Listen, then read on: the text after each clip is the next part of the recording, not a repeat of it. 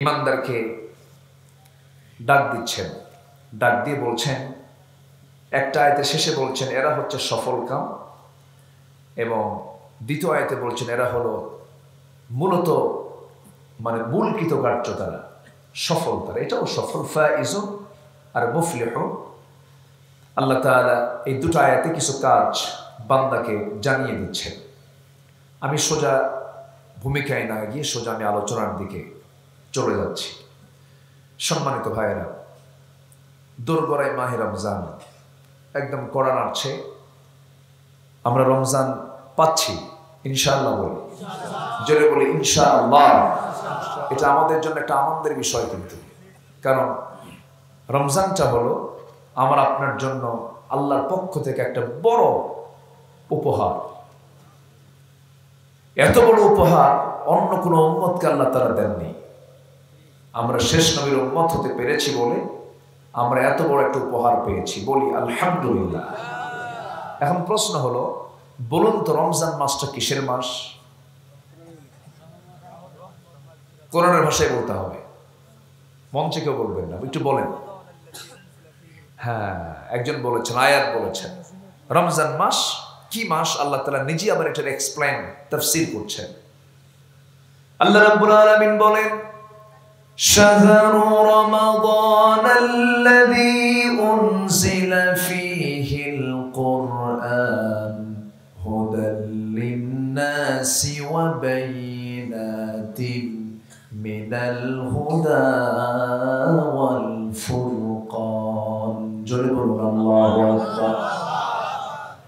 রমজান মাস যাতে আল্লাহ রাব্বুল আলামিন কোরআন নাযিল করেছেন, কোরআন নাযিলের কারণটাই হলো রমজান মাসের এক নম্বর বরকতের কারণ। আমার বন্ধুগণ, আবার একটা রাত দিয়েছেন, সেটাও হলো কোরআন নাযিলের কারণে। ইন্না আনজালনাহু ফি লাইলাতিল কদর। আনজালনাহু আই কোরআন। আমার বন্ধুগণ, মদিনায় যাই কেন? নবীর মাকবারা আছে সেজন্য মদিনায় যাই। মক্কায় যাই কেন? আল্লাহর ঘর। ইন্না আউওয়াল বাইতি উদিআ লিন-নাসি লাল্লাযী বিবাক্কাহ। কাবা থাকার কারণে আমরা মক্কায় যাই। মক্কার গুরুত্ব বেড়েছে কাবার কারণে, মদিনার গুরুত্ব বেড়েছে নবীর কবর থাকার কারণে, ওযুর গুরুত্ব বেড়েছে নামাজের কারণে, সালাতের কারণে। তেমনি রমজান মাসের গুরুত্ব বেড়েছে কি নাজিলের কারণে? কোরআন নাজিলের কারণে। সে কোরআন নেই আজকের এই মাহফিল, এই যে মাদ্রাসা, সবকিছুর মূল কেন্দ্র কিন্তু এই কিতাব, এই কোরআন।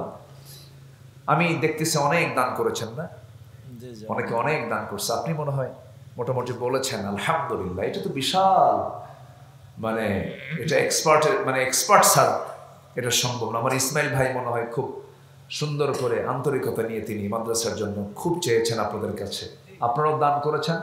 আল্লাহ তুমি এই গ্রামবাসীর সকলের এই কষ্টার্জিত অর্থ থেকে, সম্পদ থেকে, শস্য থেকে যে দানগুলো করেছেন, আল্লাহ তুমি তাদের সকল দানকে সাইয়েদনা ওসমানের দানের সঙ্গে কবুল করে নাও। আমিন। জোরে বলি আল্লাহুম্মা আমিন। আমার দেশের মাদ্রাসাগুলো লাউ বেচার কুদ বেচা টাকা দিয়ে তো চলে। এত কষ্ট করে মাদ্রাসাগুলো করা হয়, আর বুদ্ধিজীবী কিছু আছে বসে থাকে ঢাকায়। এরা বলে কি জানেন? জঙ্গির প্রজনন কেন্দ্র। হ্যাঁ, সুযোগ আসুক কারো জন্য। এখন না হয় সর্বনাশ হচ্ছে। পৌষ মাস আসবে না ইনশাআল্লাহ? আসবে না? পৌষ মাস আসবে না? আসবে। জোরে বলি ইনশাআল্লাহ। সম্মানিত ভাইয়েরা, যতটুকু তাহজিব তামাদ্দুন টিকে আছে এসব মাদ্রাসার জন্যই টিকে আছে, নচেত সব জায়গায় তারা হাত দিয়ে ফেলেছে। আমরা জানি মিন যাকারি ওয়া উনসা ওয়া জাআলনাকুম শুউবান ওয়া ক্বাবাইলা লিতাআরাফু। মানব সৃষ্টির উৎপত্তি বিকাশ কেমন করে হয়েছে কোরআনে বক্তব্য আছে না নাই? এগুলো না ঢুকায় দিয়া এখন সিলেবাসে ঢুকাচ্ছে কি? শরীফ কি হয়? শরীফা হয়ে যায়। ক্লাস 10 সিলেবাসে ফিলিস্তিনের মানচিত্র না দেখায় ইসরায়েলের মানচিত্র দেখায়। ঘাপটি মেরে বসে আছে ওই সমস্ত জায়গায় কারা? আমরা বুঝি না? সব বুঝি আমরা। সময় আসবে শহীদদের রক্ত বৃথা যাবে না। জোরে বলি ইনশাআল্লাহ। শহীদের রক্ত কখনো বৃথা যেতে পারে না। আল্লাহ নিজেই বলছেন, ওয়ালা তাকুলু লিমান ইউকতালু ফি সাবিলিল্লাহি আমওয়াত বাল আহইয়া। কোনদিন বৃথা যাবে না। জোরে বলি ইনশাআল্লাহ। আমি সবার কাছে উদাত্ত আহ্বান জানাবো, মাদ্রাসার মাহফিল তো, আমি সবার কাছে উদাত্ত আহ্বান জানাবো। আমি আমার ছোট্ট জীবন, ক্ষুদ্র জীবন, বয়স কম, শুধু আমি এতটুকু বলতে চাই, আমার এই ক্ষুদ্র জীবনের অভিজ্ঞতা, বহু সচিব, বহু বড় বড় উচ্চপদস্থ কর্মকর্তা ঢাকার মসজিদে প্রায় 20-25 বছর যাবৎ ঢাকার মসজিদে নামাজ পড়ায়। কিছু খাস মুসল্লি, কিছু কাছের মুসল্লি পরিচিত হওয়ার কারণে তাদের জীবন, তাদের সামাজিক পারিবারিক জীবন হিস্ট্রিগুলো শুনে এটাই মনে হয়েছে যে যত বড়ই হোক না কেন, যে পিতামাতা তার সন্তানকে কোরআন শেখাতে পারে না, তার গোটা জীবনটাই মিছা, বৃথা, সম্পূর্ণ বৃথা এটা। সেদিন ঢাকাতে এক মুরব্বী আমার চোখের সামনে দেখি, খুব চাপা কান্না, তার আওয়াজ নাই কিন্তু চোখ দিয়ে টপ টপ করে পানি পড়ছে। উনি একজন সচিবের বাবা। আমি বললাম, কান্দেন কেন, কি হয়েছে আপনার, বলেন তো। বাবা, আমাকে দেখার মতো কেউ নাই, বুড়া হয়ে গেছে। কেন? সব ব্যস্ত, আমাকে কেউ টাইম দেয় না। বাবা, আমি ভুল করছি, কি ভুলটা আমার, কারোই দোষ নাই। সন্তানদেরকে আমি আখেরাত শিখাই নাই, আখেরাত বুঝাই নাই, কোরআন বুঝাই নাই, দিন শিখাই নাই। অতএব সন্তানের দোষটা আগে হওয়ার কথা না বাপ মার দোষটা আগে হওয়ার কথা? শুধু আমরা সন্তানের দোষগুলোই আমরা খুঁজে বেড়াই না, বাপ মার দোষও কিন্তু আছে। সবার কাছে আমার প্রথমেই আলোচনার শুরুতে একটা আহ্বান থাকবে, এবং প্রযুক্তির মধ্য দিয়ে সব গার্জিয়ানদের কাছে আমার এই আহ্বানটা থাকবে, জীবনের শেষ পড়ন্ত বেলায় নিজে বিপদে পড়েন না। সন্তানদের প্রয়োজন হয়, মানুষের প্রয়োজন হয়, শুধু চোখের পানিতে শুধু দাড়ি আর গাল ভিজবে, আফসোস করবেন, শুধু ঠোঁট কামড়াবেন, লাভ হবে না। সন্তানকে নৈতিকতার শিক্ষা আগে কোরআন আপনার সন্তানের সিনার মধ্যে আগে ঢুকায় দেন, ঠিক কিনা? ঢুকায় দেন।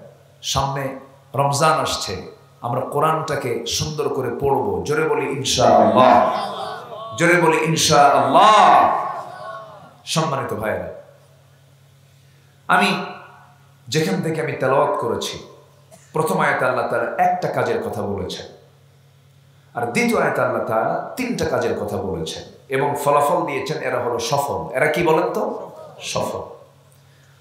আল্লাহ রাব্বুল আলামিন বলেন, ইন্নামা কানা কাওলাল মুমিনিনা ইযা দুউ ইলাল্লাহি ওয়া রাসূলিহি লিয়াহকুমা বাইনাহুম আন ইয়াকুলু সামি'না ওয়া আতা'না ওয়া উলাইকা হুমুল মুফলিহুন। জোরে বলুন আল্লাহু আকবার। নিঃসন্দেহে মুমিনদের বক্তব্য এটাই হবে, যখন তাদেরকে আল্লাহ এবং রাসূলের দিকে যখন ডাকা হয়, লিয়াহকুমা, মীমাংসার ব্যাপারে, পরস্পরের মাঝে, আইনের ব্যাপারে, আদালতের ব্যাপারে, সেই সময় তারা এই ব্যাপারে কোনো নেগেটিভ মন্তব্য না করে, না সূচক শব্দ না বলে, তারা বলে আল্লাহ যে হুকুমগুলো করেছেন সামি'না, শুনলাম, সঙ্গে সঙ্গে তা মানলাম। আল্লাহ বলছেন এই সমস্ত বান্দাগুলো সফল। জোরে কোন সুবহানাল্লাহ। একটু সময় লাগবে কথাগুলো বুঝতে, একটু আমি সময় নেই। কষ্ট হচ্ছে না তো কারো? বলি আলহামদুলিল্লাহ। আমার বন্ধুগণ, অনেক মুমিন দাবি করে থাকেন, ঈমান এনেছেন, নামাজও পড়েন, রোজাও রাখেন, হজও করেন, যাকাতও দেন, দান সদকা করেন, মসজিদও বানান, মাদ্রাসাও বানান, ভালো কথা। কিন্তু যখন তাকে বলা হয় আল্লাহ যে হুকুমগুলো দিয়েছেন, যে বিচারগুলো দিয়েছেন তা তোমাকে মানতে হবে, সে বলে না নামাজ আমি পড়বো, রোজা আমি রাখবো, কিন্তু সচিবালয় চলবে আমার নিয়মে, ক্যান্টনমেন্ট চলবে আমার নিয়মে, ডিসি অফিস চলবে আমার নিয়মে, অ্যাডমিনিস্ট্রেশন চলবে আমার নিয়মে, নামাজ পড়বো আল্লাহর নিয়মে, অ্যাডমিনিস্ট্রেশন চলবে আমার নিয়মে। এমন জাতীয় চেতনা লালন করা মানুষ বুঝি বাংলার জমিনে একটাও নাই। আসতে বলে আছে না নাই? ইসলামটাকে তারা মনে করেন মসজিদ, মাদ্রাসা, দান সাদকা, হয়তো কিছু ইবাদত, আনুষ্ঠানিক কিছু ইবাদতের মধ্যেই তারা দিনদারি হয়ে গেল, আর দুনিয়াদারি হলো বাকিগুলো। কিন্তু দিনদারি দুনিয়াদারি বলতে ইসলাম এটাকে কিছুই বলে নাই। এই পৃথিবীতে কোনো কাজ ইবাদতের বাইরে নাই। ইসলাম তেমন একটা বিধানের নাম, নখ কাটার বিধান ইসলামে আছে না নাই? বলে নখ কাটার সিস্টেম যে ইসলামে পাওয়া যায়, যে ইসলাম দোলনা থেকে শুরু করে নিয়ে আন্তর্জাতিক পরিমণ্ডল পর্যন্ত, রাষ্ট্র পর্যন্ত সব জায়গায় ইসলাম সমস্ত বিধিবিধান সম্পূর্ণ স্পষ্ট করে দিয়েছে। আল হালালু বাইয়িন আল হারামু বাইয়িন, সব কিছু বলে দিয়েছে। অতএব এই দুনিয়াতে কোনো কাজ করতে গেলে নিজের মতো করব না, আল্লাহর আইনে করব। নিজের মতো করব না, নবীর পদ্ধতিতে করব, নবীর পদ্ধতিতে করব। আল্লাহ রাব্বুল আলামিন রাসূলের দাম কত দিয়েছেন দেখেন, মা আতাকুমুর রাসূলু ফাখুযুহু ওয়া মা নাহাকুম আনহু ফান্তাহু লাকাদ কানা লাকুম ফি রাসূলিল্লাহি উসওয়াতুন হাসানাহ লিমান কানা ইয়ারজুল্লাহা ওয়াল ইয়াওমাল আখির وذكر الله كثيرا। জোরে বলুন আল্লাহু আকবার। রাসূল জানি এসেছেন তা ধরো, যা নিষেধ করেছেন তা তোমরা নিজের জীবন থেকে মাইনাস করে ফেলে দাও। আর তোমাদের জন্য উত্তম আদর্শের বাস্তব নমুনা মডেল কেউ নন নেতা হিসাবে।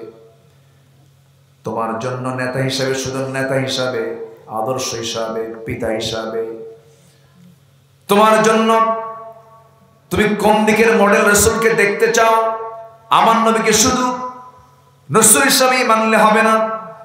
জীবনের চরাচরে প্রত্যেকটা জায়গায় যত চরিত্র দরকার, সকল চরিত্র মানতে গেলে রাসূলের চরিত্রকে সামনে হাজির করতে হবে। আমি পিতা হয়েছি, নবীর মতো পিতা হব। আমি স্বামী হয়েছি, নবীর মতো স্বামী হব। আমি বাবা হয়েছি, নবীর মতো বাবা হব। এইরকম করে আমার রাসূল যা ছিলেন সেই মডেলটা আমার জীবনে যদি সুন্দর করে, যদি আমরা এটাকে সুন্দর করে রূপায়ণ করতে পারি, আল্লাহ বলছেন বান্দা আমি তো তোকে রসুলকে তোর জন্য মডেল বানায় দিয়েছি। কেমন করে চুল কাটবি রসুলকে দেখবি, কেমন করে কথা বলবি রসুলকে দেখবি, কেমন করে আন্দোলন করবি রসুলকে দেখবি। সব জায়গায় যে বান্দা রসুলকে ফলো করবে, রাসূলের সমস্ত আদর্শকে মানবে, সামিআনা ওয়া আতা'না, শুনলাম মানলাম, আল্লাহ বলছেন ওই সমস্ত বান্দাগুলো সফল কাম। জোরকান সুবহানাল্লাহ। আমার ভাইয়েরা, এর উল্টা হলো বনি ইসরাইলরা, ওদের চরিত্র কেমন? সামিআনা ওয়া আসাইনা, সামিআনা ওয়া আসাইনা। আর উম্মতে মুহাম্মাদের চরিত্র তো হবে সামিআনা ওয়া আতা'না। এর অনুকূল আল্লাহ তাআলা আরেকটা আয়াত দিয়েছেন। আল্লাহ রাব্বুল আলামিন বলেন, আমানার রাসূলু বিমা উনজিলা ইলাইহি মির রাব্বিহি ওয়াল মুমিনুন কুল্লুন আমানা বিল্লাহি ওয়া মালাইকাতিহি ওয়া কুতুবিহি ওয়া রুসুলিহি লা নুফাররিকু বাইনা আহাদিম মির রুসুলিহি وقالوا سمعنا وأطعنا غفرانك ربنا وإليك المصير। এখানেও সামিআনা ওয়া আতা'না শব্দ আসছে, কিন্তু একটা জাতির নাম, যে জাতি হলো ইসরাইল। এই বনি ইসরাইল ইহুদির বাচ্চাদের চরিত্র হলো সামিআনা ওয়া আসাইনা, শুনলাম মানলাম না। আজকে গোটা দুনিয়াতে ইহুদির সংখ্যা মাত্র 1 কোটি প্লাস, হয়তো কিছু বেশি হবে। মুসলমানদের সংখ্যা হলো প্রায় 180 কোটি। আজকে বাইতুল আকসা অবরুদ্ধ করে রেখেছে কারা বলেন? কারা? 1 কোটি সংখ্যার ইহুদিরা। আর 180 কোটি মুসলমান কোথায়? ইসলাম কিতাবে, আর মুসলমান কবরে। মুসলমান কোথায়? কবরে। কোনো ভূমিকা নাই, কোনো কথা নাই, শুধু নিজে বাঁচি, শুধু নিজে বাঁচি না। যে মুসলমান কথা বলে না, যে মুসলমান প্রতিবাদী নয়, যে মুসলমানের মুখ থেকে সত্য কথা বের হয় না, তার ঈমান আছে? বলেন, তার ঈমান থাকতে পারে? তার ঈমান থাকতে পারে না, সে মুনাফিকের কাতারে চলে গেছে। ইত্তাকুল্লাহ ওয়া কুলু কাওলান সাদীদা ইউসলিহ লাকুম আ'মালাকুম ওয়া ইয়াগফির লাকুম যুনুবাকুম। আবার আল্লাহ রাসূল আরেক জায়গায় বলছেন, ইসলাম বিরোধী কোনো অপরাধ যদি দেখো সমাজে, ফালিয়ুগাইয়িরুহু বিয়াদিহি, হাত দিয়ে তা প্রতিহত করো। সমর্থ নেই, মুখ দিয়ে কথা বলো, তাও সমর্থ নেই, অন্তর দিয়ে ঘৃণা করো, কিন্তু ওয়াযালিকা দাআফুল ঈমান, দুর্বল ঈমান, এটা কুফরের দিকে যেতে পারে। হাদিসের ব্যাখ্যায় চলে এসেছে। এজন্য ঈমানদার চুপ থাকবে না কথা বলবে? ঈমানদার বসে থাকবে না কাজ করবে? কাজ করবে। সামিআনা ওয়া আতা'না, শুনলাম, সঙ্গে সঙ্গে তা মানব।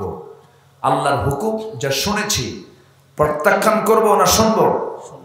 মানব, শুনব, দুটাই। জোরে বলি ইনশাআল্লাহ, জোরে বলি ইনশাআল্লাহ। মুসা আলাইহিস সালাম বনি ইসরাঈলদের নবী ছিলেন, বললেন আনতাযবাহু বাকারা, তাই না?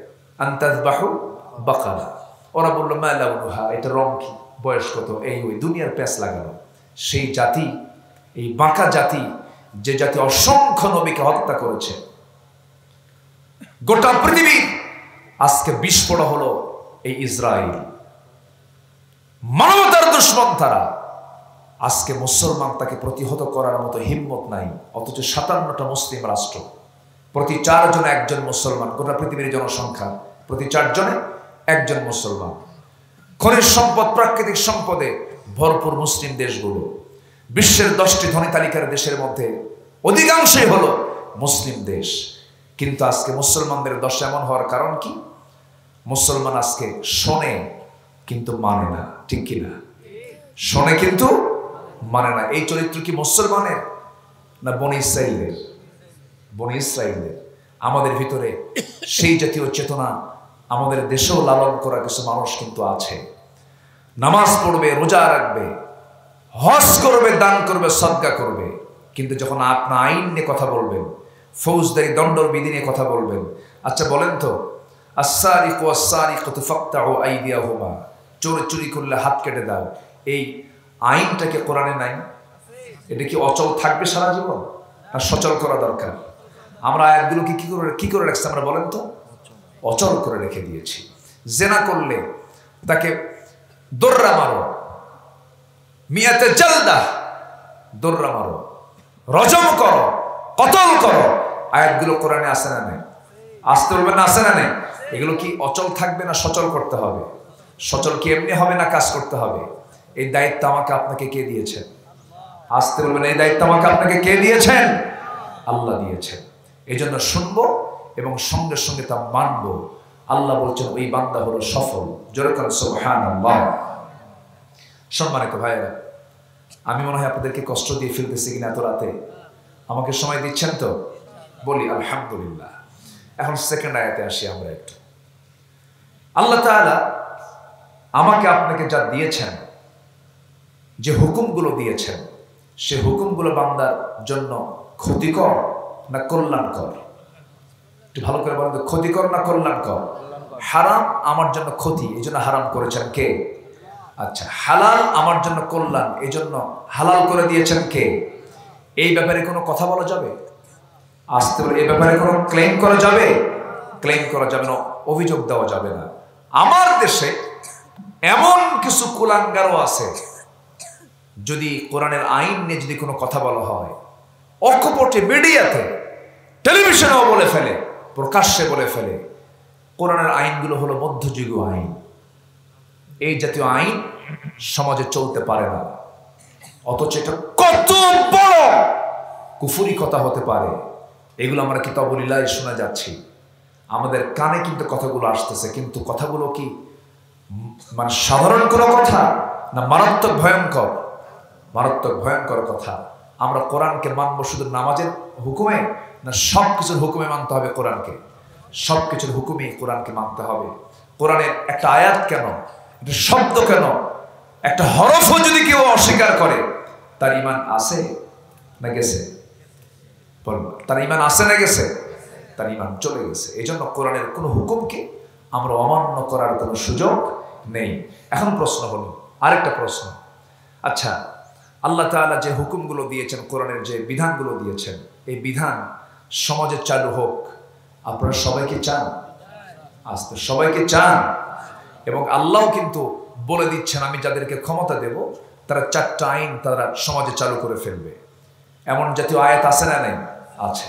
ইম্মাক্কান্নাহুম ফিল আরদ আকামুস সালাহ ওয়া আতাউজ যাকাত ওয়া আমারু বিল মা'রুফ ওয়া নাহাউ আনিল মুনকার। আল্লাহ তাআলা নিজেই বলে দিচ্ছেন। তাহলে আল্লাহ চান জমিনে বান্দা তার বিধান মেনে চলুক। আমরাও চাচ্ছি এখানে যারা বসে আছি, কিন্তু এদেশে 18 কোটি মুসলমানের অধিকাংশ মানুষ এই জমিনে কোরআন আসুক, এটা কি চায়? এটা জরিপ করেন, বলেন সবাই কি চায় জমিনে কোরআনের শাসন চালু হোক, আইন চালু হোক? সবাই কি চায় এটা? সবাই কিন্তু চায় না। যারা চায় না আপনি তাদেরকে কি বলবেন? বলেন। এখন কোরআনকে প্রশ্ন করেন, যারা কোরআনের বিধান যারা চায় না তারা কি? এই ফতুয়া কি আমি আপনি দেব, না আল্লাহ ফতুয়া দিয়েছেন? কে নাই? মূলত ফতুয়াটা কার? মূলত ফতুয়া কে দেন? আল্লাহ দেন। শুধু বান্দার মুখ থেকে এটা বের হয়।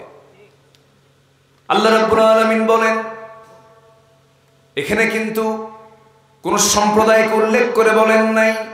আরবি গ্রামার যারা জানেন, ব্যাকরণ যারা জানেন, যারা নাহু সরফ পড়েছেন, যারা অর্থগুলো বোঝেন, আল্লাহ রাব্বুল আলামিন সেখানে সুন্দর করে বলছেন, স্পষ্ট করে বলছেন, আল হালালু বাইয়িন ওয়াল হারামু বাইয়িন। আল্লাহ পাক সব কিছু সুস্পষ্ট করে বলে দিয়েছেন। আল্লাহ রাব্বুল আলামিন বলেন, ওয়া মান লাম ইয়াহকুম বিমা আনজালাল্লাহ ফাউলাইকা হুমুল কাফিরুন ফাসিকুন যালিমুন। আমার দেয়া বিধান অনুযায়ী, আমার দেয়া আইন অনুযায়ী যারা বিচার কার্য ফয়সালা করবে না, সে যেই হোক না কেন, অমাল্লাম যে, এখানে যে বলতে যে কোনো বান্দাই হোক না কেন, সে নামাজও পড়তে পারে, নামাজ নাও পড়তে পারে, অথবা সে অন্য ধর্মেরও হতে পারে। আল্লাহ এখানে ক্লিয়ার করে বলছেন, যে বান্দা আমার বিধান, আমার হুকুম বিচার কার্যে যারা ফয়সালা করবে না, তারাই হলো কাফের, তারাই হলো ফাসিক, তারাই হলো জালিম। এই 3টা বাতিল খেতাব দিয়েছেন তিনি কে? আসতে বলেন, তিনি কে? আল্লাহ। আল্লাহ খেতাব দিয়েছেন, এরা কাফের, এরা ফাসিক, এরা জালিম। সম্মানিত ভাইয়েরা, অনেকে তৃপ্তির ঠেকুর গেলেন যে হজে তো গেলাম, সব গুনাহ তো মাফ হয়ে গেছে। আবার রমজান আসতেছে, কিছু বান্দা দেখবেন আমার দেশের কিছু শিল্পপতি, 1000 কোটি টাকার মালিক, এরা কিছু হুজুর ভাড়া করবে। আমার দেশে কিন্তু হুজুরও ভাড়া পাওয়া যায়, জানেন না? হুজুর ভাড়া পাওয়া যায় না? কিছু হুজুর কিন্তু ভাড়া পাওয়া যায়। সিনেমা হল উদ্বোধন হবে, হুজুরকে দাওয়াত দেয়, হুজুর দোয়া করে, আল্লাহ সিনেমা হলের কাস্টমার বাড়ায় দাও, দোয়া করে। এরকম হুজুরও কিন্তু আছে, আছে না নেই বলেন?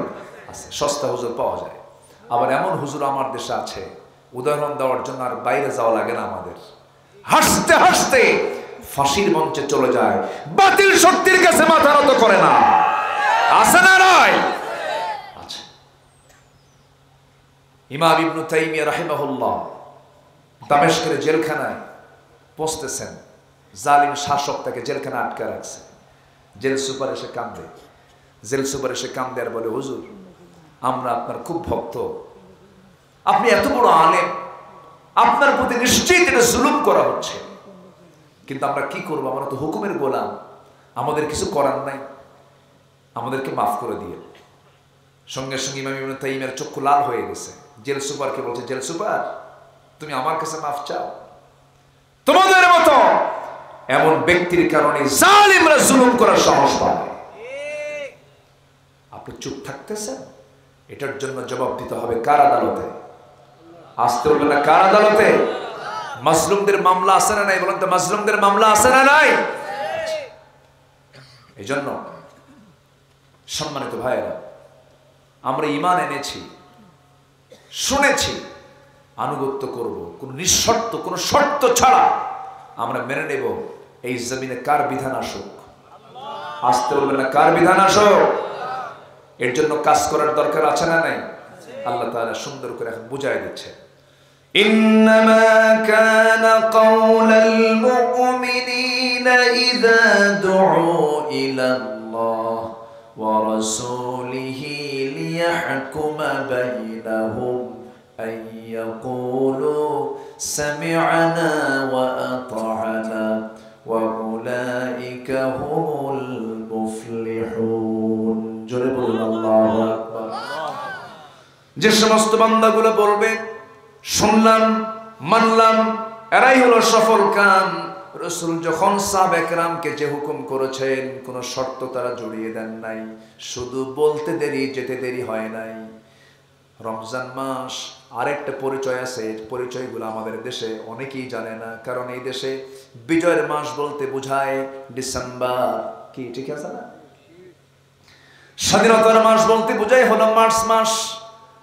কিন্তু বদর মাস যে কত, কি বলে, রমজান মাস যে কত তাৎপর্যপূর্ণ একটা মাসের নাম। রমজান মাস হলো বদরের মাস, রমজান মাস হলো বিজয়ের মাস। ইন্না ফাতাহনা লাকা ফাতহাম মুবিনা। আমার বন্ধুগণ, রমজানকে নিয়ে আল্লাহ তাআলা বিশাল সাজিয়ে ফেলেছেন। রমজানকে আল্লাহ তাআলা বহু গুণে গুণান্বিত করেছেন, বহু তাৎপর্যমণ্ডিত এই মাসটা। এই মাসে ইসলামের প্রথম যে যুদ্ধ হয়েছিল, এবং এই রমজান মাসেই শহীদের রক্ত ঝরেছে জমিনে। প্রথম 14 জন সাহাবী শাহাদাত বরণ করেছেন কোন মাসে? বলেন কোন মাসে? শহীদ দিবস যদি বলা যায়, শহীদের মাস যদি বলা যায়, কোন মাস? জোরে কোন মাস বলেন? কোন মাস? রমজান মাস। আমার ভাইয়েরা, রমজান যে ওদের সামনে 2-3 দিন পরে কিছু কথা তো বলতেই হয়। ঘুরে ফিরে একটু ওই দিকেই চলে যাচ্ছে, একটু বারবার রমজানটা আমরা পাবো। এখানে যদি প্রশ্ন করি, অনেকেই কিন্তু হাত তুলতে পারবেন না, আমরা বুঝি। এখানে যারা বসে আছেন কোরআনকে সহি করে পড়তে পারেন, সবার কি হাত উঠবে নাকি? উঠবে না। ব্যক্তিগত ব্যর্থতা আছে, এটা ঠিক আছে, সামাজিক ব্যর্থতাও আছে, পারিবারিক ব্যর্থতাও আছে। তবে হ্যাঁ, যদি আজকে রাষ্ট্রীয় পৃষ্ঠপোষকতা যদি শক্তভাবে যদি দেখা হতো, ডিপার্টমেন্টকে যদি দেখানো হতো, কারিকুলাম যদি ঠিক মতো যদি সুন্দর করে সাজানো হতো, আমার বিশ্বাস 18 কোটি মুসলমানকে সহি তেলাওয়াত করানো সম্ভব। ঠিক কিনা বলেন? এই শিক্ষা দেওয়া সম্ভব হতো। গত সেপ্টেম্বরে আমি মালয়েশিয়া গিয়েছিলাম। মালয়েশিয়ার প্রধানমন্ত্রী ডক্টর আনোয়ার ইব্রাহিম, বেচারা একদম চিকন লিখলিখে মানুষ, সারা জীবন জেল খাটছেন। প্রায় 16 থেকে 17 বছর সমকামিতার অভিযোগে অভিযুক্ত করে তাকে জেল খাটানো হয়েছে। যারা জেল খাটিয়েছে তারা এখন ক্ষমতার বাইরে, উনি এখন ক্ষমতায় আছেন। যারা তাকে জুলুম করেছে উনি উঠিয়ে বলেছেন, যারা আমাকে জুলুম করছে আমি তাদেরকে মাফ করে দিলাম। ওয়াল কাযিমিনাল গাইজ ওয়াল আফিনা আনিন নাস আল্লাহু ইউহিব্বুল মুহসিনিন। সেই ডক্টর আনোয়ার ইব্রাহিমের দেশ আমি দেখলাম, একজন দেশের প্রধানমন্ত্রী জুমার মসজিদে গিয়ে খুতবা দিচ্ছেন, নামাজ পড়াচ্ছেন। রেসেপ তাইয়েপ এরদোয়ান, তুরস্কের প্রেসিডেন্ট, নামাজ পড়াচ্ছেন, একজন হাফেজে কোরআন। আফগানিস্তানের আমির জাতীয় মসজিদে খুতবা দিচ্ছেন। এটাই তো সুন্দর দৃশ্য। তো ডক্টর আনোয়ার ইব্রাহিমের দেশে মালয়েশিয়া 60% মুসলমান, বাকি অন্যান্য দেশের চায়না কিছু আছে, অন্য ধর্মের বিভিন্ন লোক সেখানে বসবাস করে। এই 60% যে মুসলমান, অবাল বৃদ্ধ বনিতা, অর্থাৎ ক্লাস 8 লেভেলে যখন কোনো মুসলিম নাগরিক সেই দেশের ক্লাস 8 লেভেলে ওঠে, প্রত্যেকটা মুসলিম নাগরিকের 2 থেকে 3 পারা কোরআন মুখস্থ হয়ে যায়। আলহামদুলিল্লাহ বলবেন না? তাহলে তাদের কারিকুলামটা সাজানো আছে কোরআন শেখার জন্য করে। আর আমার দেশের যে কারিকুলাম ছিল, যা ছিল, মানে ফররুক আহমেদের কবিতা বাদ দিয়া ঢুকায় দিছে লাল গুরু। কি গুরু? লাল গুরু। এই হচ্ছে অবস্থা। এই প্রতিকূল পরিবেশে কু আনফুসাকুম ওয়াহলিকুম নারা, আমাদেরকে পরিবারের জন্য অবশ্যই আমাদের খেয়াল রাখার দরকার আছে না নাই বলেন তো? এই দিকটাও খেয়াল করবো। রমজান মাসকে আমরা কাজে লাগাবো, জোরে বলি ইনশাআল্লাহ। আগামী রমজান হবে কোরআন শেখার রমজান। সিদ্ধান্ত কি নেওয়া যায়? সিদ্ধান্ত কি নেওয়া যায়? এই মাহফিল থেকে, প্রিন্ট মিডিয়া, অনলাইনের মধ্য দিয়ে আমি মুসলিম উম্মাকে জানিয়ে দিতে চাই, যেই কোরআনকে নিয়ে এই মাসের এত তাৎপর্য, সেই কোরআনের মাসে মুসলিম যদি কোরআন তেলাওয়াত করার যোগ্যতা হারিয়ে ফেলে, এর চাইতে অযোগ্য, এর চাইতে অযোগ্যতা আর কি হতে পারে? যে কোরআন শিখতে লাগে 7 দিন, একটু মেধা ভালো হলে, একটু দুর্বল হলে 14 দিন, অথবা আরো একটু দুর্বল হলে 1 মাস, 29টা হরফ, 17টা মাখরাজ, কিছু সিফাত আপনি শিখলেন না, জানলেন না। জানেন আস-সাওমু ওয়াল কুরআনু ইউশাফিআন লিল আবদি, হাসরের ময়দানে কোরআন এবং সিয়াম এই দুটা আল্লাহর কাছে সুপারিশ করবে, আল্লাহ এই বান্দাকে জান্নাত দিয়ে দাও। সুবহানাল্লাহ, জোরে বলে সুবহানাল্লাহ। এইজন্য আমরা কোরআনকে শিখবো না ইনশাআল্লাহ? আগামী রমজানের মাস হবে কি শেখার রমজান? বলেন বলেন, কি শেখার রমজান হবে? কোরআন শেখার রমজান হবে। আল্লাহ তাআলা আমাদেরকে কবুল করুন, জোরে বলি আমিন। তাহলে রমজান মাস হচ্ছে বদর যুদ্ধের মাস, রমজান মাস হলো মক্কা বিজয়ের মাস, রমজান মাস হলো আনুগত্যের মাস। সামিআনা ওয়া আতা'না, সাহাবায়ে কেরাম এটা প্র্যাকটিক্যাল দেখিয়ে দিয়েছেন। রাসূল বললেন, সাহাবীরা 16 রোজা রাখছো, আর রোজা রাখো না, তোমাদেরকে যেতে হবে বদর প্রান্তরে, যুদ্ধের ডাক এসেছে, কুরাইশ সব হাজির হয়ে গেছে, তোমরা কি পারবে এই তোমার বাবার সাথে, তোমার ভাইয়ের সাথে, তোমার গোষ্ঠীর সাথে, তোমার বংশের সাথে এই সমস্ত লোকদের সঙ্গে বিরুদ্ধে কি তোমরা যুদ্ধ করতে পারবে? সাহাবায়ে কেরাম বলেন, ইয়া রাসূলুল্লাহ, আপনি যা বলবেন আমরা তাই করব। আল্লাহু আকবার বলেন, যা শুনলাম তাই মানলাম। সামিআনা ওয়া আতা'না। হুজুর শুধু আপনি অর্ডার দেন আমাদেরকে। রাসূল বারবার বলছিলেন, সাহাবীরা তোমাদের সামনে দাঁড়িয়ে যাবে, তা কারো বাবা, কারো ভাই, কারো ছেলে, কারো জামাই, সবার সামনে দাঁড়িয়ে যাবে। সাবধান, দিন প্রতিষ্ঠার সংগ্রামে কেউ কিন্তু পিছপা হওয়া যাবে না। একদম মানে ধৈর্যের পিরামিড হয়ে, লড়াকু সৈনিক হয়ে 313 জন, তারা কি পিছপা হয়েছেন না সামনের দিকে এগিয়ে গেছেন? কোন মাসে? এই চেতনা আমাদের লালন করার দরকার আছে না নাই? রাসূল যা বলেছেন হুবহু তারা ফলো করেছেন। আনুগত্যের একদম সম্পূর্ণ যে প্রদর্শনী, সাহাবায়ে কেরাম তা প্রদর্শন করেছেন। যুদ্ধের ডাক এলো, সাহাবায়ে কেরাম কিনে রাসূল রওনা দিলেন। রওনা দেওয়ার সময় দেখা গেল না খাওয়া রাসূল, না খাওয়া সাহাবী। রাসূল বলেন, সাহাবীরা রোজা তো আজকে ভাঙতে হবে। সাহাবীরা, হুজুর রোজা তো ফরজ, ভাঙবো কেন? সওমও রাখবো, জিহাদও করবো। রাসূল বললেন, না, ফাইদ্দাতুম মিন আইয়ামিন উখার, অন্য সময় রাখা যাবে, শক্তি সঞ্চয় করো, বাতিল দুর্গাঘাত হানো। আল্লাহু আকবার। সাহাবায়ে কেরাম রোজা ভেঙে ফেললেন, রাসূল রোজা ভেঙে ফেললেন। বদর যুদ্ধের ডাক এলো, সংখ্যা কম, সবার কাছে কানে কানে চলে গেছে। এক মহিলা এসে, মদিনার এক আনসার মহিলা সাহাবী, নবীর সামনে এসে বলছে, হুজুর আমার তো স্বামী নাই, স্বামী মারা গেছে, আমার কোনো বড় ভাইও নাই, আমি কাকে দেব এই যুদ্ধে পাঠাবো? আমার ছোট্ট 2 বছরের এই বাচ্চাটা আছে, হুজুর আপনি এই বাচ্চাটা নেন, এটা আপনি যুদ্ধের ঢাল বানায় নিয়ে। আল্লাহু আকবার। আনুগত্য কাকে বলে? দিন প্রতিষ্ঠার সংগ্রামে জজবা কাকে বলে? রাসূল কেঁদে ফেললেন, বললেন, না, সন্তান তোমার কোলে থাকুক, আল্লাহ তোমার নিয়তকে কবুল করে নিয়েছে। আরেকজন সাহাবী এসে বলে, হুজুর যুদ্ধের ডাক নাকি আসছে শুনলাম, আমরা আফরার ছেলে 2টা, আমরা যুদ্ধে যোগ দিতে চাই, আমাদের নাম লিস্টে নেন। বলে, নাই, বয়স নাই, ফিটনেস নাই, বাহুবল নাই, অনুমতি দিতে পারবো না। হুজুর অন্তত আপনি আমারে দেন, ওর চেয়ে আমি লম্বা আছি, বড় আছি। রাসূল বললেন, তাই ঠিক আছে। ছোটজন বলে, হুজুর ওকে যদি অনুমতি দেন আমাকে দিতে হবে কেন? ও লম্বাই বড়, কিন্তু গায়ের শক্তি আমার বেশি। আল্লাহু আকবার বলবেন না? দুজনকে কুস্তি লাগায় দিলেন, দুজনই কুস্তিতে কেউ কম না, তবে বড়জন ছোটজনকে নিচে ফেলায় দিচ্ছে। ছোটজন নিচ থেকে বলে, ভাই একসঙ্গে খাই ঘুমাই, আমারে তুমি নিবা না? একটু গায়ের শক্তি কমায় দাও। রাসূল টের পেলেন, রাসূল মুস্কি মুস্কি হাসি মেরে জড়া ধরে বললেন, আল্লাহ এই বান্দাগুলোর গায়ের জোর নাই কিন্তু ঈমানের জোর আছে। আল্লাহু আকবার বলেন। কি সুন্দর করে তারা দিন প্রতিষ্ঠার সংগ্রামে এগিয়ে এসেছেন। কোন মাসে বলেন, কোন মাসে?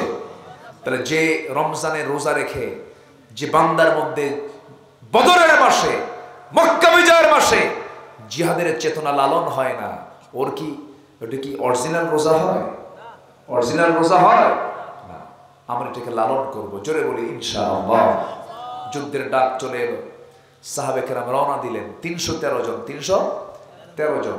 আমার নবীজি বদর প্রান্তরে মদিনা থেকে 80 মাইল দূরে, আল্লাহ পাক আমাকে যাওয়ার তৌফিক দিয়েছেন, গিয়েছি, দেখেছি এই জায়গাগুলো, বারবার যাই, দেখি শুহাদায়ে বদর সাক্ষী হয়ে আছে। 13 জনকে এক জায়গায় খবর দেওয়া হয়েছে, বাকি একজন ফেরার পথে। রসুল বলেন, হুজুর, রসুলকে বলা হলো, হুজুর আমাদের এই সাহাবীটা মারা গেছে, রক্ত পড়া বন্ধ হয়নি, শাহাদাত বরণ। রসুল বললেন, তাহলে এখানে দাফনটা করো। রাস্তায় দাফন করে মদিনার দিকে রসুল ফিরে গেলেন। এই মোট 14 জন, ওই শুহাদায়ে বদরের আশপাশে একজন, আর একসাথে শুহাদায়ে বদরের ওই জায়গায় 13 জন সাহাবী এখনো শুয়ে আছেন। তারা বুঝায় দিয়েছেন, এই জমিনে কারো আইন চলবে না, আইন চলবে কার? আসতে বলবেন, আইন চলবে কার? আল্লাহ। সেই যুদ্ধে কাফিরদের সৈন্য সংখ্যা ছিল হলো 1070 জন শেষ। মূল লিডার যা ছিল সব প্রথমেই খতম হয়ে গেছে। 70 জনকে বন্দী করা হলো। সেই যুদ্ধে এমনও সাহাবী ছিলেন নিজের বাপকে দুনিয়া থেকে বিদায় করে দিয়েছেন। কার জন্য? আসতে বলবেন না, কার জন্য? আল্লাহর জন্য। সেই যুদ্ধের ময়দানে আমার নবীজি যুদ্ধের নেতৃত্ব দিয়েছেন। সেই যুদ্ধে রাসূল নিজে অংশগ্রহণ করেছেন এই রমজান মাসে। সাহাবায়ে কেরাম শুধু শুনেছেন, রাসূল শুধু বলেছেন, আসো, সামিআনা ওয়া আতানা, কোন প্রকার কষ্ট তারা দেখেন নাই। যুদ্ধের ময়দানে ছোট্ট 2টা বাচ্চা ও মাঝ অংশগ্রহণ করেছে। আল্লাহ তাআলা কি হিস্ট্রিটা, কি ইতিহাস তৈরি করে রেখেছেন। আবু জেহেলের মতো একটা দাপুটে নেতাকে দুনিয়া থেকে বিদায় করার জন্য এই ছোট্ট 2টা বাচ্চাকে সিলেকশন দিয়েছেন। জোরে করে আল্লাহু আকবার। এই ছোট্ট 2টা বাচ্চার হাতে আবু জেহেল দুনিয়া থেকে বিদায় নিল, দুনিয়া থেকে বিদায় নিল। সাহাবায়ে কেরাম যুদ্ধে অংশগ্রহণ করে মুসলমানদের বিজয় যখন নিশ্চিত হয়ে গেল, আল্লাহ সাহায্য করলেন। অসহায়দের পাশে কে দাঁড়ান? ওয়ালাকাদ নাসরাকুমুল্লাহু বিবাদরিন ওয়া আনতুম আদিল্লাহ।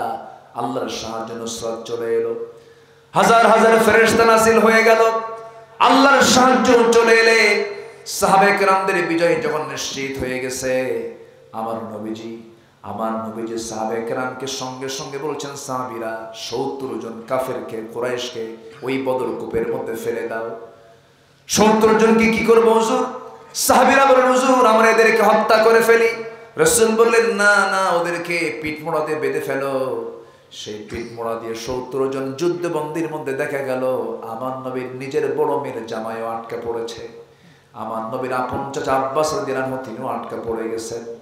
সব সাহাবীরা চিন্তা করতেছে, নবীর জামাইকে কেমন করে আমরা শক্ত দড়িয়া বাঁধি। বাঁধনটিকে বেঁধেছে, কিন্তু একটু দড়ির গিরাটা বাঁধনটা একটু নরম করে ঢিল করে দিয়েছে। ওই দিকে আমার নবীর আপন চাচা আব্বাস রাদিয়াল্লাহু তাআলা আনহু ইসলাম কবুল করেননি, সেই সময় তার বাঁধনটা নরম করে দিয়েছে, খাবারটা দিয়েছে স্পেশাল। দেখা গেল নবীর কাছে বলা হলো, হুজুর আপনার জামাইকে, আপনার চাচাকে আমরা সম্মান দিয়েছি, কি করেছো? রুটি দিয়েছি, গোশত দিয়েছে, বাকিগুলোকে খেজুর দিয়েছে। রাসূল বলেন, না, যুদ্ধের সিস্টেম তেমন নয়, যুদ্ধের আইন তেমন নয়, এখানে বৈষম্য করা যাবে না। যেহেতু খেজুর না দিয়ে রুটি দিয়েছ আর গোশত দিয়েছ, বাকি সবাইকে তোমরা এমন খাবারই ব্যবস্থা করো, উল্টা পাল্টা করা যাবে না, কম বেশি করা যাবে না। আমার নবীজির সহস্তে সবার কাছ থেকে মুক্তিপণ আদায় করতেছেন। এবার চলে এসেছে নিজের আপন চাচা। রাসূল বলছেন, চাচা আপনাকে মুক্তিপণ দিতে হবে। বলতেছে, ভাতিজা আমি তো তোমার চাচা হই। রাসূল বলেন, চাচা হন তো যুদ্ধ করতে আসছেন কেন ভাতিজার বিরুদ্ধে?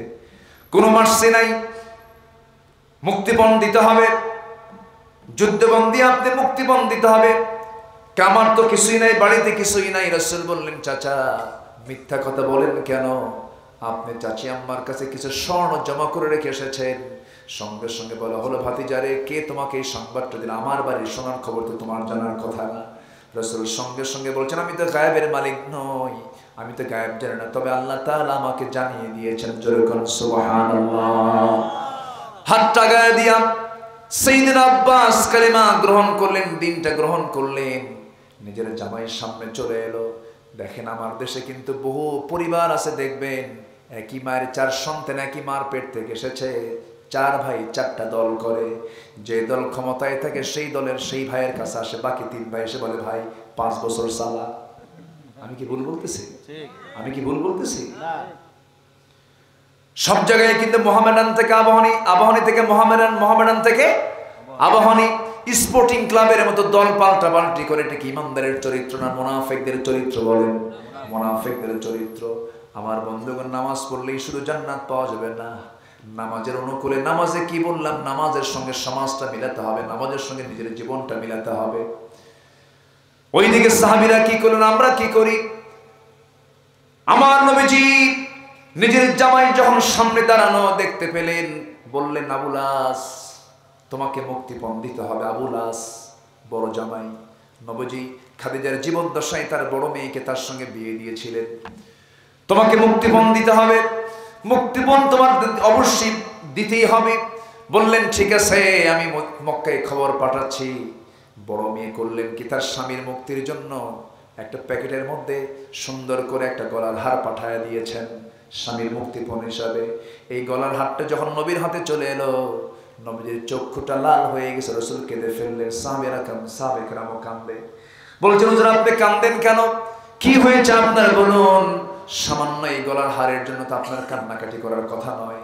রাসূল বলছে হ্যাঁ আমার সাহাবীরা, আমার চোখে পানি আসছে গলার হার দেখে নয়, আমার চোখে পানি এসেছে দুঃখের দিনের সাথী আমার খাদিজার কথা মনে করে। খাদিজার কথা মনে করে আমার চোখে পানি আসছে। আমি আমার নিজের চোখে দেখেছি আমার খাদিজা তার গলায় হারটা রাখতো, আমাকে খুব ভালোবাসতো আমার খাদিজা। সেই খাদিজার স্মৃতির কথা মনে হয়েছে, আমার চোখ দিয়ে পানি চলে আসছে। তার বড় মেয়ের বিয়ের দিন তার গলার হারটা খুলে দিয়ে তার বড় মেয়েকে উপহার স্বরূপ দিয়েছিল। এই গলার হারটা দেখিয়ে জন্য আমার চোখে পানি চলে আসছে। রাসূল সবচাইতে বেশি সম্মান করতেন, পছন্দ করতেন কোন নারীকে বলেন? বলেন কাকে? কাকে বলেন? খাদিজাকে। তার তুলনা হয় না। রাসূল তার ব্যাপারে কোনো কথা কারো কাছ থেকে শুনলেই মন খারাপ করে ফেলতেন, খুব ভালোবাসতেন তাকে তিনি। এবং খাদিজা ছিলেন আমার নবীজির এমন সময়ের মানুষ যে সময়ে মক্কার প্রত্যেকটা মানুষ তার বিরুদ্ধে অবস্থান করেছিল। অর্থের দিক থেকে, সামাজিক মর্যাদার দিক থেকে, ধৈর্যের দিক থেকে, রাসূলকে সাহস দেওয়ার দিক থেকে এমন কোনো সাইড নাই। আমার নবীজির নবুয়তের জিন্দেগীর বিশাল বড় সহায়ক ভূমিকা পালন করেছেন আম্মা জান খাদিজা রাদিয়াল্লাহু তাআলা আনহা। রাসূল বলেছেন সেই খাদিজার কথা আমার মনে হয়েছে বলে আমার চোখে পানি চলে আসছে রে। সাহাবায়ে কেরাম বললেন ইয়া রাসূলুল্লাহ, তাই যদি হয় এই গলার হারটা আমরা সেই মুক্তিপণ হিসেবে গ্রহণ করব না। রাসূল বলেন ঠিক আছে আবুল আস, আমি তোমাকে এখন ছেড়ে দিতে পারি, তুমি চলে যাও মক্কায়, কারণ মুশরিকের ঘরে ঈমানদার নারী কখনো থাকতে পারে না। তোমার মুক্তিপণ হলো তুমি মক্কায় চলে যাবে। মক্কায় যাওয়ার পর জরুরিভাবে সবার সঙ্গে পরামর্শ করে আমার মেয়েটাকে আমার ঘরে পাঠায় দিবা, তুমি তালাক দিয়ে দিবা, কারণ আমার মেয়ে তোমার ঘরে যাওয়ার মতো আর সেই পরিবেশ নাই। ওয়ালা তানকিহুল মুশরিকাত হাত্তা ইউমিননা, ঈমান নাই, হবে না সম্পর্ক, পাঠায় দিবা আমার ঘরে। আমার বন্ধুগণ, ঈমান আছে, সম্পর্ক আছে, ঈমান নাই, সম্পর্ক নাই। আমার দেশে এমন পরিবার আছে স্বামীটা হিন্দু, বউটা মুসলমান, আমার বউটা হিন্দু, স্বামীটা মুসলমান, লাকুম দীনুকুম ওয়ালিয়া দীন। এরকম মুফতি আছে না কিছু, ফতোয়া দিয়ে দেয়। সংসদে পর্যন্ত বলে মাননীয় স্পিকার আমার ছেলে বিয়ে করছে ভারতের গাঙ্গুলি পরিবারে, তো আমার ছেলেটা যে মেয়ে পাইছে আমার বৌমা খুব ভালো, আবেদা সালেহা, ঢাকায় থাকলে 5 ওয়াক্ত নামাজ পড়ে, কলকাতায় গেলে পূজা টুজাও করে। এরকম মুফতি আমার দেশে আছে। কিন্তু আবার ওই কি বলে এরকম কিছু মুহাদ্দিসাও আছে আমার দেশে, পার্লামেন্টে দাঁড়ায় বলে আমরা কি হাদিস পড়ি না? বুখারী, মুসলিম, তিরমিজি, সিয়াসিত্তা, মিশকাত শরীফ, মিশকাত শরীফ নাকি সিয়াসিত্তা, পার্লামেন্টে একদম বক্তব্য দিয়ে দিল। গান গাইছে একটানা 15 বছর, রুচি শেষ, গান গাওয়ার শেষ, আর গান গাওয়া নাই, আমি ফাটা, তুই বাইরে ফাটা। কি কথা কি বুঝতেছেন আপনারা? কথা কি বুঝতেছেন? সম্মানিত ভাইয়েরা, ইজ্জত দেওয়ার মালিক কে? সম্মান দেওয়ার মালিক কে? আলেমদেরকে নিয়ে বাজে কথা বলো, মুহাদ্দিসদেরকে নিয়ে বাজে কথা বলো, ধরে ধরে ধরে না ধরলে আল্লাহ ছাড়ে না। আসবে দিন, জোরে বলি ইনশাআল্লাহ, জোরে বলি ইনশাআল্লাহ। আবার বলে হুজুররা কি জানে, আমরা কি জানি না? ওরা এত জানা জানে। বলে আগামীকাল ঈদুল আজহার জানাজা নামাজ, ঈদুল আজহার জানাজা নামাজ না? সম্মানিত ভাইয়েরা, আমার দেশে আবার কিছু দরবার আছে, দরবার, ওই দরবারে ওরা খুব যায়। মানে হ্যাঁ, এই তো লাইনে আসছেন। এটার সংখ্যা কিন্তু কম না। হিন্দুরা ধরছে হলো মা, হিন্দুরা কি ধরছে? মায়ের তো সংখ্যা তার শেষ নাই। মা দুর্গা, মা কালী, মা ভগবতী, মা লক্ষ্মী, মা ভবানী, মা কালী, আছে না বহু মা। আমাদের ক্লেমও নাই, তারা আরো মা ধরুক, সমস্যা নেই। তাদের ধর্ম তারা পালন করবে। লা তাসুব্বুল আসনাম, মূর্তিকে আমরা গালিও দিতে যাব না, রাসূল মানা করেছেন। মন্দিরকে আমরা কোনো ওই ক্ষতিও করতে যাব না তাদের মন্দির, বরঞ্চ মুসলমান যদি সংখ্যাগরিষ্ঠ হয় তাদের মন্দিরকে পাহারার দায়িত্ব মুসলমানের, কোনো সমস্যা নেই। কিন্তু হিন্দু ভাইরা মা ধরলো তো আমার দেশের মুসলমান কিছু চিন্তা করলো, ওরা যেহেতু মা ধরছে তো আমরা বাপ ধরি। বাপ ধরছে দয়াল বাবা, পীর বাবা, খাজা বাবা, ন্যাংটা বাবা, গুরু বাবা, আসানা নাই, আচ্ছা লেবেল করছে। কিন্তু বাপও ধরা যাবে না, মাও ধরা যাবে না। ধরতে হবে কাকে? আস্ত্র ধরতে হবে কাকে? সাহায্য চাইতে হবে কার কাছে? বাবাও বাঁচাবেন না, মাও বাঁচাবেন না, আমাকে বাঁচাবেন তিনি কে? আল্লাহ তাআলা। আসুন আমরা প্রথম আয়াতের আলোকে আমাদের জীবনটা সাজাই, জোরে বলি ইনশাআল্লাহ। আমি কি শেষ করে দেব? চালাবো? জি জি, সবাই ক্লান্ত, আমার ভাই যেন ক্লান্ত, অনেক রাত হয়ে গেছে, তো উনি অনেকক্ষণ কথা বলছেন, আমি বুঝতে পারতেছি। আর কিছু সময় এই ওঠে কেন, বসেন বসেন। জি, আর একটু সময় আমরা একটু দেই। জি বলি আলহামদুলিল্লাহ। ফজর পড়বেন না সবাই ইনশাআল্লাহ? ফজর পড়বেন তো? শয়তান কিন্তু গিট মারার জন্য কিছুক্ষণ পর আসতেছে। একটা হাদিসে দেখলাম শয়তান আল্লাহর শেষ রাতের দিকে, মানে বান্দাকে মাফ করার জন্য মধ্যরাতে তিনি চলে আসেন ফিস সামাঈদ দুনিয়া, দুনিয়ার আকাশে। শয়তান করে কি, ফজরের একটু আগ দিয়ে শয়তানও আসে। শয়তান মনে হয় বাগমারা চেনে না নাকি? মোহনপুর চেনে না? সব চেনে। আপনি যেটা চেনেন না শয়তান তার চেয়ে ভালো চেনে। সুম্মা লাআতিয়ান্নাহুম মিন বাইনি আইদিহিম ওয়া মিন খালফিহিম ওয়া আন আইমানিহিম ওয়া আন শামাইলিহিম ওয়া লা তাজিদু আকসারহুম শাকিরিন। শয়তান চরমভাবে ধরে ফেলে। ফজরের সময় সে আসে, এসে করে কি জানেন? ওয়াজ করে, আলাইকা লাইলুন তাবিল, আলাইকা লাইলুন তাবিল, তোমার জন্য রাত অনেক লম্বা, তোমার জন্য রাত অনেক লম্বা, ঘুমাও ঘুমাও। এই সুন্দরভাবে সে সুন্দর সুরে সুরে ওয়াজ করে। বান্দা সেই সময় যদি সেই সুন্দর সুরে ওয়াজটা না শুনে, যদি আজানটা তার কানে নিয়ে নেয়, ঘুম থেকে যখন সে উঠতে নেয়, শয়তান সেই সময় 3টা গিট মেরে দেয়। কি মারে? গিট মারে। গিট মারা এলাকায় কি বলে এটা? দড়ি, দড়ি দিয়ে যা বাঁধে, গিট মারে, গিরা মারা, যাই হোক গিরা মারে, গিট মারে। ভাষার তো শেষ নাই। ভাষা মূলত রাজশাহী, চাপাই, নদিয়া, এগুলো তো পাশাপাশি ভাষাগুলো, এখানে আসলত্ব আছে, মানে মূল ভাষাটা এখানে বিদ্যমান আছে, বোঝা যায়। কিন্তু নোয়াখালী গেলে টের পাওয়া যায়, একটু সিলেট গেলে আরো টের পাওয়া যায়। সিলেট গেলে তো কোনো কথাই নেই, কাফন দাফন সহ সব শেষ। তো এরপরও ওটা তো ভাষা, ওটাও মিষ্টি, ওটার মধ্যেও মিষ্টতা আছে। তো কয়েকদিন আগে এক মাহফিল ছিল আমার, তো রাত 1টা বাজে, একটা বাচ্চা ঘুমায় না। তো বাবা বারবার বলতেছে, বাবা ঘুমা, রাত হয়ে গেছে, ঘুমা বাবা আমার সামনে। না, ছেলে খুব চঞ্চল, মানে ডান পিঠে টাইপের, ঘুমায় না। বাপ খেপে গিয়ে রেগে গিয়ে, মানে রাগলে তো মূল ভাষা বের হয়, বোঝেন নাই? মূল ভাষা বের হয় কিন্তু রেগে গেলে পরে, যে এটা কোন ভাষা, রাগলে পরে টের পাওয়া যায়। তো রাগের ঠেলায় তার ছেলেকে বলছে, মুতিয়াই হুতিজা। মুতিয়াই হুতিজা, মুতিয়াই হুতিজা মানে হলো পেশাব করে তাড়াতাড়ি শুয়ে পড়, মুতিয়াই হুতিজা। এই হচ্ছে ভাষা। হ্যাঁ, তো ভাষাগুলো কে দিয়েছেন বলেন তো? আল্লাহ কিন্তু দিয়েছেন। আল্লাহ কিন্তু ভাষার মালিক। আল্লাহু আকবার বলেন। তো গিট দেওয়া, শয়তান 3টা গিট মারে, গিট মেরে চুপ করে থাকে। ওই সময় যে বান্দা আস্তে করে আজান শুনে বিছানা থেকে পিঠটা সে সরায় নিয়ে বসে পড়ল, আর মনে মনে যদি চিন্তা করে হ্যাঁ সত্যি তো ঘুমের চাইতে নামাজ উত্তম, সঙ্গে সঙ্গে একটা গিট ছুটে যায়। যখন সে ওযু বানায় আর একটা গিট ছুটে যায় নফল, তার মধ্যে সগীরা গুনাহগুলো মাফ হয়ে যায়। এরপরে যখন সে পায়ে হেঁটে মসজিদের দিকে রওনা দিয়ে দেয়, নামাজে যখন দাঁড়ায় সঙ্গে সঙ্গে তার সেই সময় আল্লাহ রাব্বুল আলামিন এই নামাজে দাঁড়ানোর জন্য শয়তান যে 3 নাম্বার গিটটা দিয়েছে, এই 3 নাম্বার গিটটা ছুটায় দেন, 3 নাম্বার গিটটা তার চলে যায়। যখন শয়তানের 3টা গিট যখন ছুটে গেল, সারাদিন পর্যন্ত শয়তান তার কাছে আর সুবিধা করতে পারে না। দিন শুরু হয়ে যায় বরকত দিয়া। রাসূল বলেছেন বুরিকালি উম্মতি ফি বুকুরিহা, আমার উম্মতের বরকতময় সময় হলো সকাল সকাল।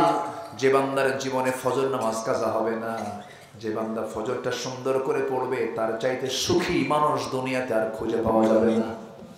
আমরা ফজরটা পড়বো, জোরে বলি ইনশাআল্লাহ, আরো জোরে বলি ইনশাআল্লাহ। বুরিকালি উম্মতি ফি বুকুরিহা, আমার উম্মতের বরকতময় সময় হলো সকালবেলা। কিন্তু আজকে প্রযুক্তির কল্যাণ বলবো না কল্যাণ বলবো, যাই বলি না কেন, আজকের থেকে 20 বছর আগেও গ্রামের মানুষও ঘুমায় পড়তো মুরগির সাথে, ছাগলের সাথে, ভেড়ার সাথে। কিন্তু আজকে মানুষগুলো ঘুমায় যেই সময় ফজরের সময় পড়তে হয় নামাজ, সেই সময় ঘুমাতে যায়। সারা রাত আড্ডা মারা লোক কম না বেশি? আসতে বললেন না, কম না বেশি? বেশি। ফ্রি ফায়ার, পাবজি, হ্যাঁ, যুবকরা এগুলো করা যাবে না, নোংরামি করা যাবে না, এগুলো সব ওদের ব্যবসা, ওদের লাভটাভ দেখায় লাভ নাই। মার্ক জাকারবার্গদের লাভ করায় লাভ কি? এগুলো আমার তো মনে হয় যারা এগুলো চালু করেছে ওরা এগুলোর সাথেই নাই। এগুলো শুধু একটা বিজনেস, একটা আইডিয়া দিয়ে, একটা জগতে ফেলে দিয়ে লোফায় নিচ্ছে অর্থগুলো।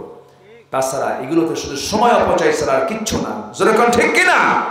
এই জন্য নোংরামির দিকে যাবা না। আল্লাহ তুমি সবাইকে, বিশেষ করে যুব সমাজকে সকল প্রকার অবক্ষয় থেকে আল্লাহ তাআলা হেফাজত করুন। জোরে বলি আল্লাহুম্মা আমিন, আরো জোরে আল্লাহুম্মা আমিন, আরো জোরে আল্লাহুম্মা আমিন। তাহলে আমরা কি ফজর পড়বো না ইনশাআল্লাহ? নামাজ পড়বো কয় ওয়াক্ত? বলেন কয় ওয়াক্ত নামাজ হবে বলেন তো? 5 ওয়াক্ত নামাজ। তাহলে আমরা একটা প্রথম সিদ্ধান্ত নিয়েছি, আগামী রমজান হবে কি শেখার রমজান।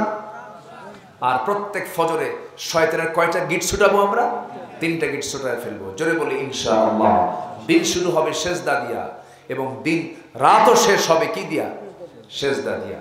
আল্লাহ তাআলা আমাদের সবাইকে আমল করার তৌফিক দান করুন। জোরে বলি আল্লাহুম্মা আমিন, আরো জোরে আল্লাহুম্মা আমিন। এই আশাবাদ কামনা করছি। আর কতটা না বাড়িয়ে যতটুকু হয়েছে, তাবর কাছে নাকি আপনার? না না, তাহলে তো এত রাত হয়ে গেল, সবার তো ক্ষুধা লাগছে। ক্ষুধা লাগেনি আপনাদের?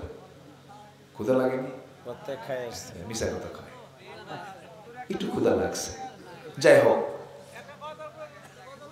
শুনবেন? হ্যাঁ জি, দোয়া করবো ইনশাল্লাহ। জি, আমরা সব দেখি তো। কি গজল শুনবেন আপনারা? আগ্রহ আছে আপনাদের? আমি গজল পারি তো। আপনার কিন্তু এই গ্রামের লোকে সব লালইচ না? লালইচের অর্থ কি?